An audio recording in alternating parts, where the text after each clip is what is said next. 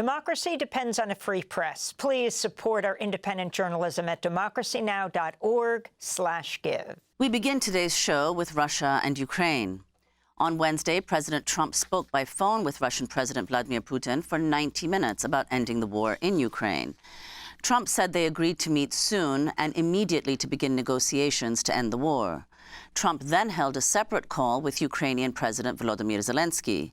After the swearing-in ceremony for the new Director of National Intelligence, Tulsi Gabbard, Trump spoke to reporters in the Oval Office. I'll be dealing with President Putin largely on the phone, and we ultimately expect to meet. In fact, we expect that he'll come here and I'll go there, and we're going to meet also probably in Saudi Arabia. The first time we'll meet in Saudi Arabia, see if we can get something done. But we want to end that war. That war is a disaster. It's a really bloody, horrible war. President Trump also addressed questions from reporters about whether Ukraine was being sidelined.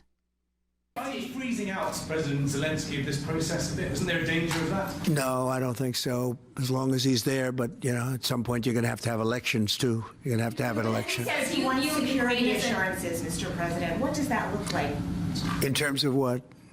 If the war were to end, he says he wants guarantees of security. We'll see what that means. I think when the war ends, one thing he was very strong about, if it ends, he wants it to end. And that's President Putin said that. He wants it to end. He doesn't want to end it and then go back to fighting 6 months later. We talked about the possibility, I mentioned it, of a ceasefire so we can stop the killing. And I think we'll probably end up at some point getting a ceasefire in the not-too-distant future. Do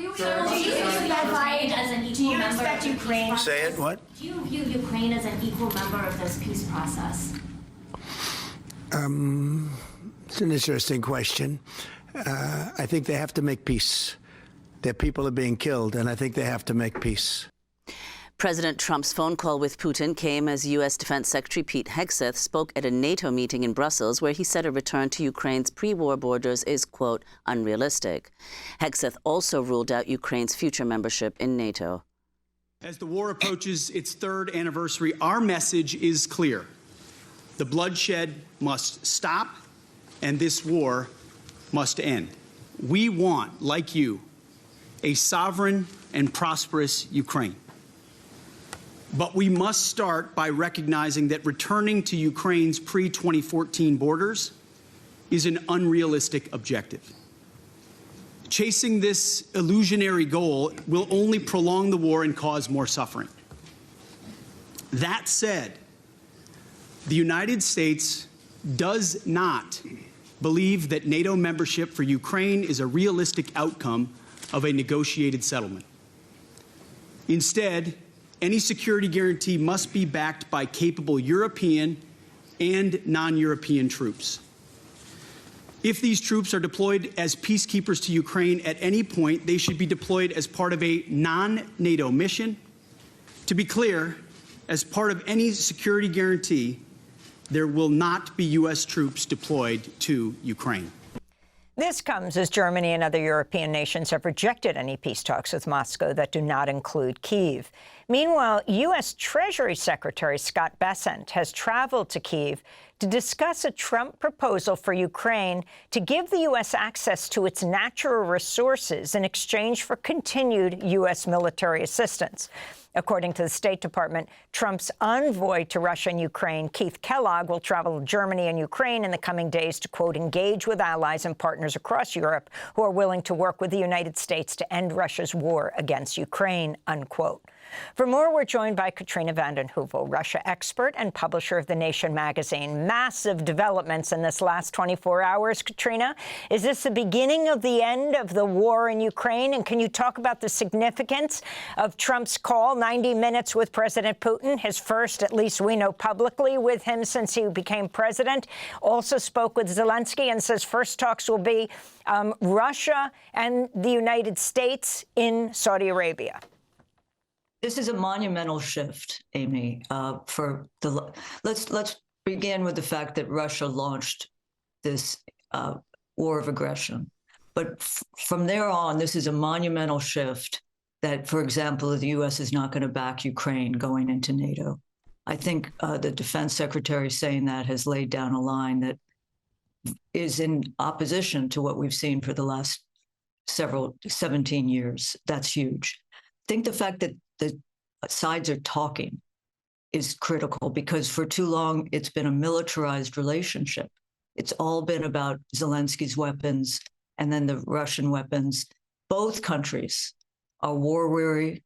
The soldiers are demoralized. You're entering a period of mud and coming out of the winter. I do think the key will be the security apparatus or the security framework that will be discussed. The Europeans, Macron the other day called for 150,000 security forces or peacekeeping forces.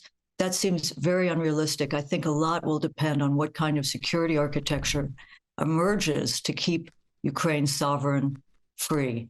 There are elections that will be held, and that is mandated by the Ukrainian constitution, and Zelensky has declared martial law.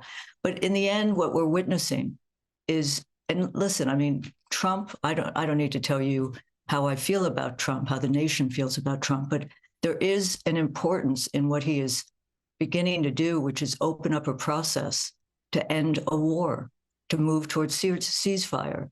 And I think that is to be welcomed, because the war is impoverishing Ukraine. The question also will be, with a country, Ukraine, that has some of the vast reserves of titanium and uranium, how those will be allocated to reconstruct a ravaged country, Ukraine, what role Russia will play.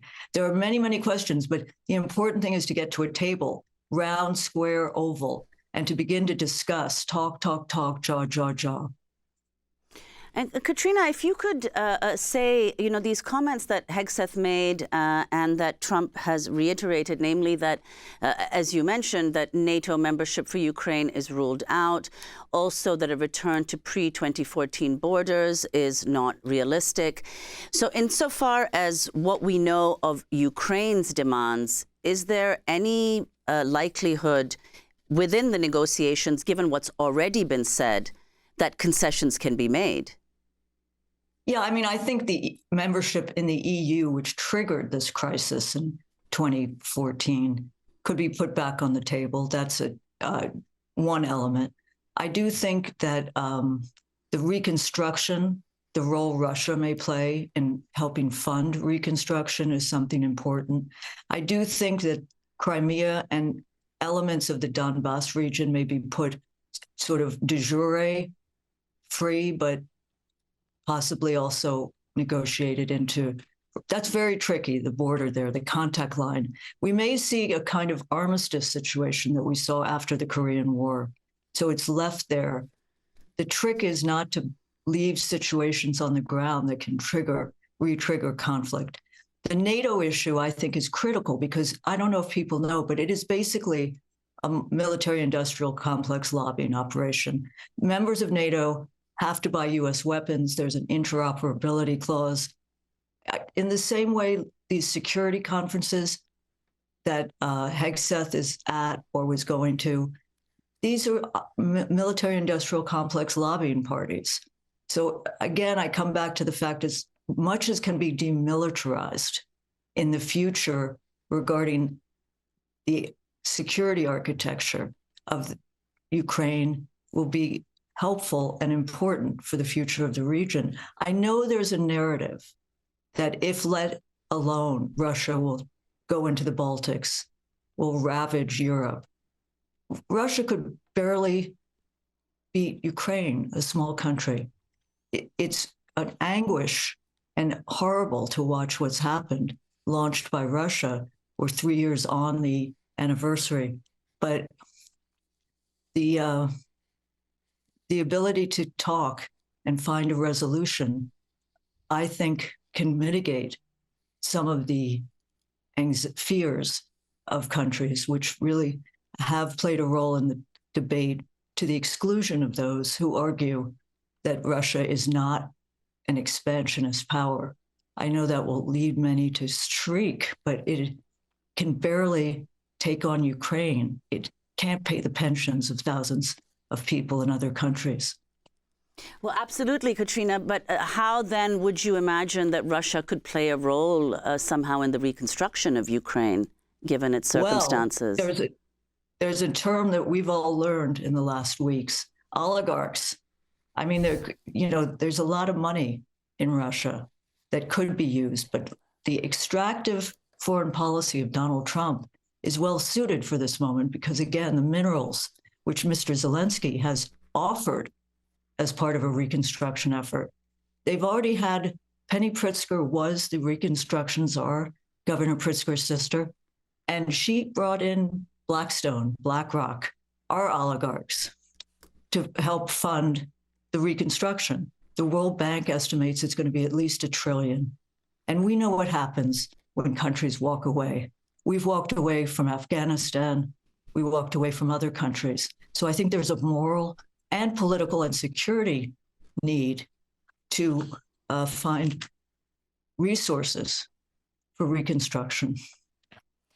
Can you comment on the prisoner exchange? The teacher, Vogel, American teacher, after 3.5 years in prison in Russia, being returned in exchange for Alexander Vinnik, a cryptocurrency guy who was convicted.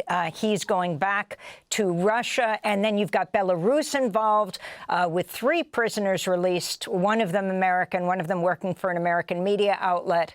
And also the sort of passing references to Saudi Arabia being involved with that, not to mention it being the place where Trump will meet with Putin for the first part of the negotiation with over the ending of the war in Ukraine, though European countries are saying they wouldn't negotiate unless Ukraine was involved from the beginning.